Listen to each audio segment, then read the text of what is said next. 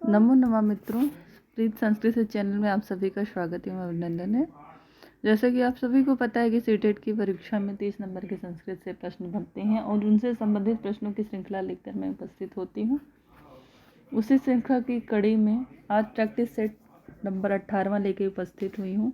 अच्छा, एक चीज़ और है कि जब आपका पेपर नज़दीक हो तो आपको ज़्यादा से ज़्यादा बैक ईयर के पेपर प्रैक्टिस सेट मतलब जितना लगा सकें लगाइए और मतलब प्रमाणित प्रैक्टिस सेट लगाए जिसके सही आंसर्स हो और अच्छे प्रश्न हो ऐसे क्वालिटी के। तो आप उससे क्या होता है ना, एक पेपर का स्वरूप पता चलता है कि पेपर कैसा होगा। ठीक है। दूसरा ये है कि अगर देखिए कभी कई बार होता है हमको आता बहुत कुछ रहता है लेकिन क्वेश्चन हम नहीं समझ पाते हैं, तो उसके स्वरूप को समझना बहुत ज़रूरी है। तो चलिए बहुत ज़्यादा चर्चा नहीं करते हुए, ये सब तो आप तैयारी कर रहे हैं, बहुत दिन से सुनते आ रहे होंगे। तो और बाकी जब आप प्रतियोगी परीक्षा की तैयारी कर रहे हैं तो इतना मैं मानती हूँ कि इन सब विषयों पर आप लोगों को अच्छा नॉलेज होगा। फिर भी मैंने बता दिया। चलिए अगला प्रश्न संख्या 1 देखते हैं कि मतलब इसमें प्रश्न 10 प्रश्न है, 1 से लेकर 10 तक हैं। देखिए इसमें कितने प्रश्न आपके सही हो पाते हैं। चलिए प्रश्न संख्या 1 है, शैले शैले न माणिक्यम मौक्तिकम न गजे गजे साधो ही न सर्वत्रम चंदनम न बने बने। यह श्लोक कह रहा है कि शैले शैले, शैल मतलब क्या होता है, पत्थर, पत्थर पत्थर में ना माणिक्य नहीं होता है, मोतिकम ना गजे गजे, जो मोती है वो गजे गजे प्रत्येक हाथी में नहीं होता है, गजों गजों में नहीं होता।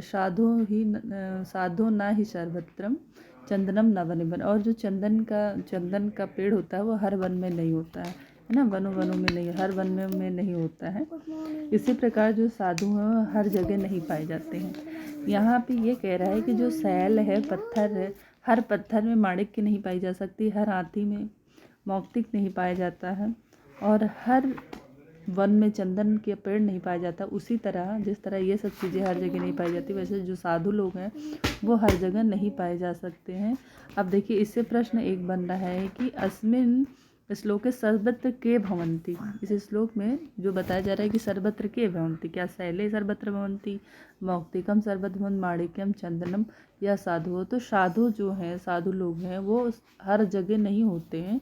ऑप्शन नंबर बी आपका सही होगा। चलिए अगला प्रश्न देखते हैं। प्रश्न संख्या 2 कह रहा है कि सूर्योदय पद में प्रयुक्त समास है, कर्मधारय बहुव्रीहि तत्पुरुष अव्ययी भाव। सूर्योदय पद में समास है, कौन सा समास है?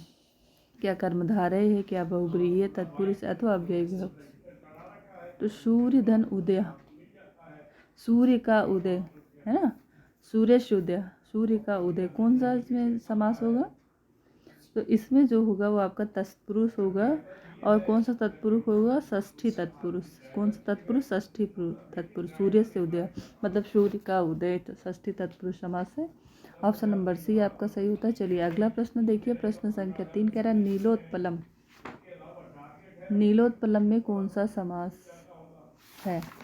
अच्छा, यहाँ भी देखिए नीला उत्पला अगर दिया होता तो दूसरा समास होता, और नीला उत्पलम दिया तो नीला उत्पलम कर्मधारय विशेषण बताने वाला समास कौन सा है? कर्मधारय। तो यहाँ कर्मधारय सही होगा। देखिए ऑप्शन में बहुव्रीहि दिया है, बहुव्रीहि भी होता, लेकिन जब नीलोत्पला होता तो उत्पल के समान नीली हैं जिनकी आँखें, ऐसे भगवान तीसरे को संकेत करता है तब बहुव्रीहि हो जाता। अगर यहाँ पे ऐसे विसर्ग लग जाए तो बहुव्रीहि हो जाएगा। और अगर माँ रहे तो क्या है? कर्मधारय है, इसलिए यहाँ पे माँ है। नपुंसक लिंग में इसलिए कर्मधारय होगा। विशेषण वाला समास कर्मधारय समास होता है। द्विगु समास पूर्व पद संख्यावाची होता है, जैसे नवरात्रम, नवग्रहम, इस तरीके से। पंचाननम और पंचानना होगा तो बहुव्रीहि होगा। ठीक है। बहुव्रीहि समास पुल्लिंग में होता है और द्विगु समास और कर्मधारय समास नपुंसक लिंग में।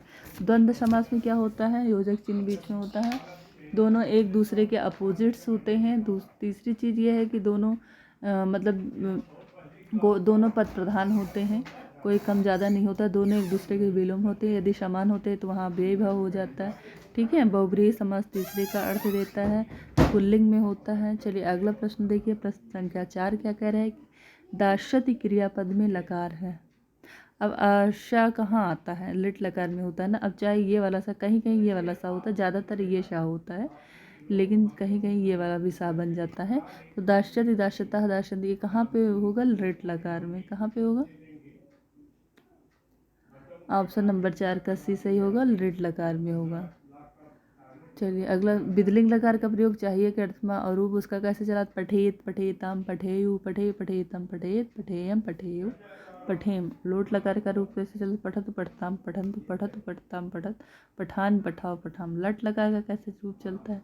पठति, पठता, पठंती, पठसी, पठता, पठत, पठान, पठाओ, पठाम।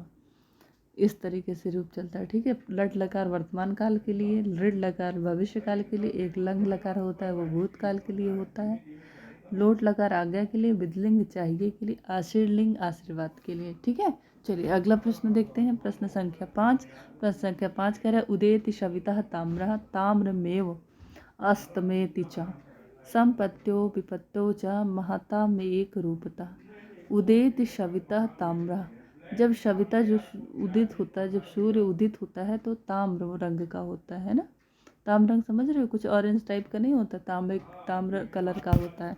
और जब अस्त होता है तब भी वो ताम्र रंग का होता है। तो ये कहता है, ये इस बात का प्रतीक है कि संपत्त्यो च विपत्त्यो च, संपत्ति में जब आप सुख में हो, सुख सुविधा में हो, और विपत्ति में, तब दोनों समय आप लोगों को जो महताम एक रूपता, महताम जो साधु सज्जन लोग होते हैं, जो महान लोग होते हैं, वो एक रूपता में रहते हैं। चाहे उनके ऊपर विपत्ति हो, बहुत सुख समृद्धि आ जाए तो उछलते भी नहीं हैं, और विपत्ति आ जाए तो बहुत ज़्यादा परेशान भी नहीं होते हैं।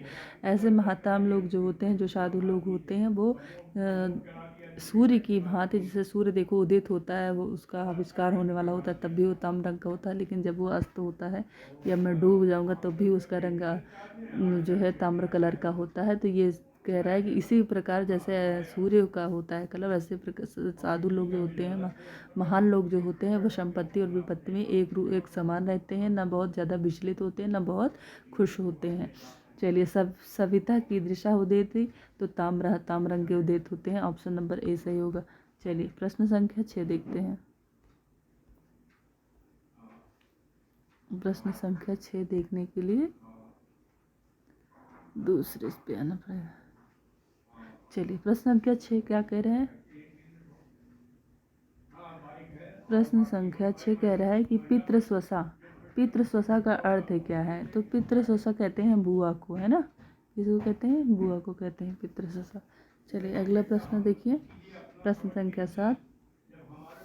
गम धातु लृट लकार मध्यम पुरुष बहुवचन है। गम धातु हमने बताया था लृट लकार में आधा सा चलता है, तो गमिष्यति, गमिष्यतः, गमिष्यन्ति, गमिष्यति, गमिष्यतः, गमिष्यति, गमिष्यामि, गमिष्यावः, गमिष्यामः। तो क्या कहा? मध्यम, गमिष्यति, गमिष्यतः, गमिष्यन्ति, गमिष्यसि, गमिष्यथा, गमिष्यथ। तो गमिष्यथ ये है आपका ऑप्शन नंबर सी सही होगा। चलिए अगला प्रश्न देखिए, प्रश्न संख्या 8। प्रश्न संख्या 8 कह रहा है मासर सूत्रों की संख्या कितनी है? सभी को पता है मासर सूत्रों की संख्या 14 है। चतुर्दश है इनकी संख्या, है ना। इनको शिव सूत्र भी कहते हैं, इनको पाणिनि सूत्र भी कहते हैं। अगला प्रश्न देखिए, प्रश्न संख्या 9। गाह पद में विभक्ति और वचन है। गाह पद में कौन सी विभक्ति और कौन सा वचन है? तो गाह पद द्वितीय विभक्ति का बहुवचन है ना। गाह शब्द किसका है? द्वितीय विभक्ति बहुवचन का है। चलिए अगला प्रश्न देखिए, प्रश्न संख्या 10 और अंतिम प्रश्न। हसंती पद में प्रत्यय है। हसंती कौन सा प्रत्यय है? हसत, हसता, हसंती रूप चलता है। और कौन सा प्रत्यय ऐसा है जिसमें अत शेष बचता है? तो सर्ति प्रत्यय में अत शेष बचता है ना, और इसका जब चलेगा वचन में तो हसंती बनेगा रूप। हंस धातु है, ऐसे हंस धातु है, इसमें सर्ति प्रत्यय लगा है, सर्ति प्रत्यय लगा है। अब इसका अत शेष बचता है, तो हंस पूरा हो गया, इसमें मिल गया। तो अब इसका जब बहुवचन बनाओगे तो हसंती रूप बनेगा, है ना। ऑप्शन नंबर सी सही होगा, सर्ति प्रत्यय लगा है। नमो नमः मित्रों, मिलते हैं एक नई श्रृंखला के साथ, नए प्रैक्टिस सेट के साथ। और हो सकता है कि मैं आपको कल या परसों में एक मॉडल पेपर के स्वरूप में कुछ, मतलब सारे जितने सिलेबस सीटेट में पूछा जाना है उसका एक सार बना करके, मैं वादा तो नहीं करती हूँ, लेकिन मेरी पूरी कोशिश रहेगी कि जितने, मतलब पूरे टॉपिक को टच करके और उनसे संबंधित 2-2 4-4 प्रश्न बना करके और उनका एक मॉडल पेपर टाइप का आप लोगों तक उपस्थित करूँ। और 20 से पहले मेरी पूरी कोशिश रहेगी कि आज 17 है, 18 या 19 कल या परसों तक जो है आप लोगों को, और कल शाम तक ही, बल्कि परसों क्या कल शाम तक ही हो सकता है हम आपको ये उपलब्ध करा दें। और आखिर में यही कहेंगे कि यदि आपको मेरे वीडियो देखने के बाद ऐसा लग रहा है कि चैनल को सब्सक्राइब शेयर करना चाहिए तो अवश्य करिएगा। और यदि इनसे पहले जो हमने 17 प्रैक्टिस सेट कराएं, यदि आप उनको देखना चाहते हैं तो हमारे चैनल पर जाइए, वहाँ पर वीडियोस पर क्लिक करिए और वीडियोस पर क्लिक करेंगे तो सारे वीडियो खुल के आ जाएंगे जो हमने प्रैक्टिस सेट कराए हैं। इसमें थंबनेल लगा हुआ है सीटेट 2023 का, आप सारे एक लाइन से सॉल्व कर लीजिए यदि आप चाहते हैं तो। और उसको देखने के बाद लग रहा है, ये वीडियो देखने के बाद हो सकता है ना लगे, यदि उन सारे वीडियो देखने के बाद यदि आपको लगता है कि चैनल को लाइक सब्सक्राइब शेयर करना चाहिए तो अवश्य करिएगा। नमो नमः। नमः संस्कृत है।